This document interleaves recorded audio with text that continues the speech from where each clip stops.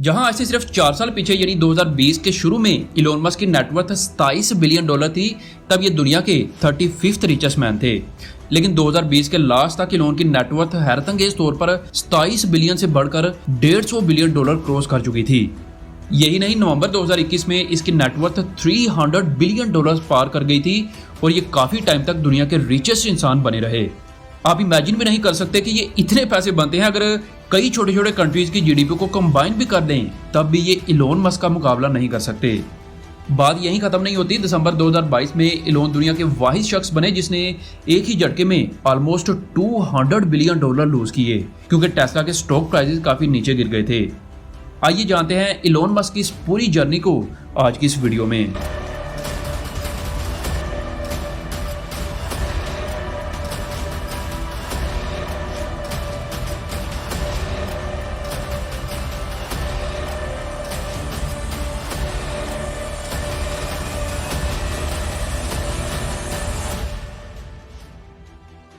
Elon Musk 28 जून 1971 को south Africa की city Pretoria में मे और इलोन के पापा इरोल के घर में पैदा हुआ।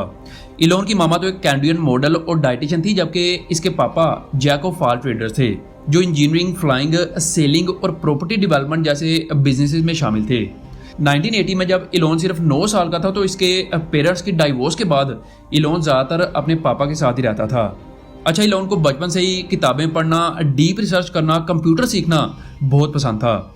इसने सिर्फ 10 साल की उम्र में किताबें पढ़ पढ़ के खुद से ही प्रोग्रामिंग सीख ली और सिर्फ 12 साल की उम्र में इलोन ने एक ब्लास्टर नाम की एक वीडियो गेम डिज़ाइन की, जिसे इसने ऑफिस टेक्नोलॉजी मैगजीन को $500 में बेच दिया।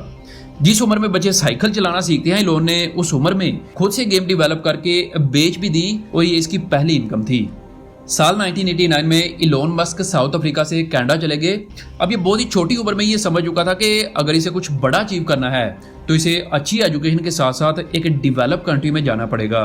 कनाडा में 2 साल रहने के बाद इलोन ने अमेरिका की पेंसिल्वेनिया में एडमिशन लिया। यहाँ पर इसने 2 डिग्रियां हासिल की, फिजिक्स में बैचलर ऑफ आर्ट्स और इकोनॉमिक्स में बैचलर ऑफ साइंस की।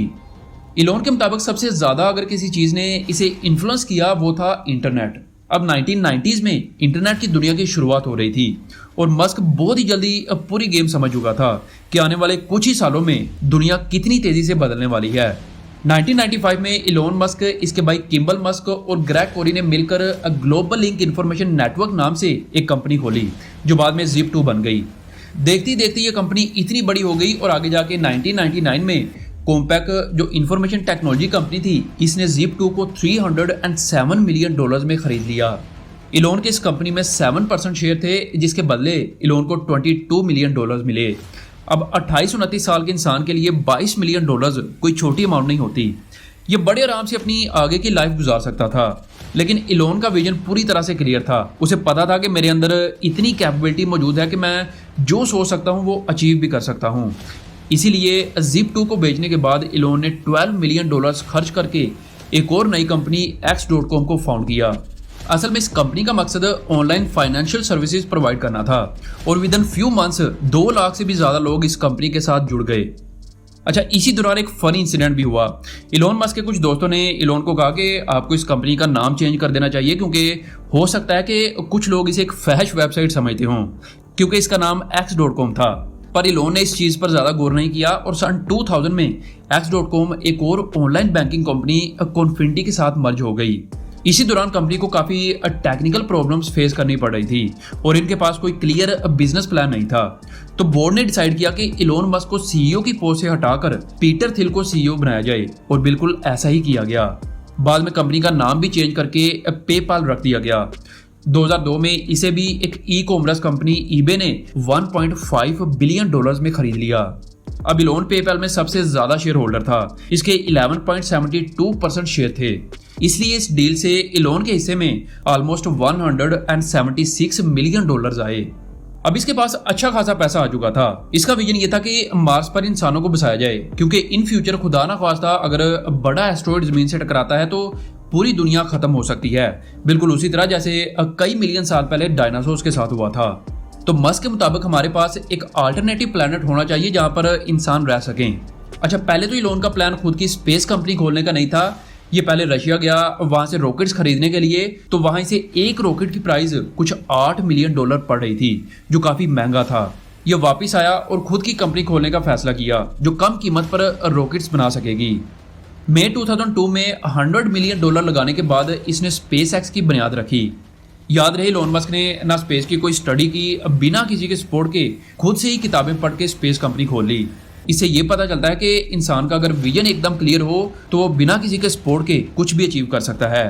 पर यह सफर इलोन के लिए इतना आसान नहीं था। स्पेसएक्स ने 2006 में फाल्कन 1 नाम से अपना पहला रॉकेट लॉन्च किया, लेकिन अनफॉर्चुनेटली ये अर्थ के ऑर्बिट में पहुंचने से पहले ही ब्लास्ट हो गया। इसके बाद भी 2 और रॉकेट्स लॉन्च होने के फौरन बाद फेल हो गए। स्पेसएक्स पूरी तरह से बैंकरप्ट होने वाली थी, लेकिन फाइनली 2008 में Elon Musk falcon 1 successfully orbit तक पहुंचाने में कामयाब रहे।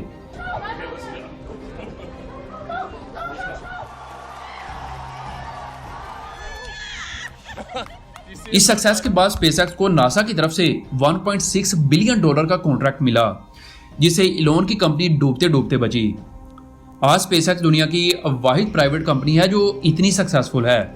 इलोन मस्क आज कई कंपनीज को ओन करते हैं, जिनमें SpaceX, the boring company, Neuralink, open AI, solar city और सबसे इंपॉर्टेंट टेस्ला, जो ऑटोमेटिव इलेक्ट्रिक कार कंपनी है। पर यह चीज आपको शायद पता ना हो कि टेस्ला कंपनी इलोन मस्क ने फाउंड नहीं की थी, बल्कि इसे मार्टिन और मार्क ने फाउंड किया था। फरवरी 2004 में इलोन ने $6.5 मिलियन इन्वेस्ट किए टेस्ला में, जिसे इलोन सबसे ज्यादा शेयर होल्डर बन गए। फिर 2008 में मार्टिन के कंपनी से निकलने के बाद इलोन टेस्ला के सीईओ बनते हैं। आज 2024 में टेस्ला की मार्केट कैपिटलाइजेशन $600 बिलियन से भी ज्यादा है और ये दुनिया की टॉप 10 मोस्ट वैल्यूएबल कंपनीज में से एक है, Microsoft, Apple, Google, Amazon, Facebook के बाद। और इलोन 20% से भी ज्यादा स्टेक ओन करते हैं टेस्ला के अंदर, जिनकी वैल्यू $120 बिलियन से भी ज्यादा है। इलोन मस्क की इस जर्नी से हमें एक सीख जरूर मिलती है कि आप स्किल, हार्डवर्क और पैशन से बिना कोई भी कॉलेज डिग्री लिए सक्सेसफुल बन सकते हैं। आज जितनी भी कंपनीज मस्क ओन करते हैं, इनके लिए ना तो इसके पास कोई डिग्री थी और ना ही कोई फॉर्मल एजुकेशन थी। इसके बाद भी ये दुनिया के 3rd रिचेस्ट मैन हैं। अगर आपके पास कोई डिग्री मौजूद नहीं है लेकिन आप एक स्किल्ड पर्सन हैं, तो आप 100% इलोन मस्क की किसी भी कंपनी में काम कर सकते हैं। इलोन खुद भी डिग्री को इतना वैल्यू नहीं देते एज कम्पेयर टू अगर कि आप अच्छा काम कर सकते हैं।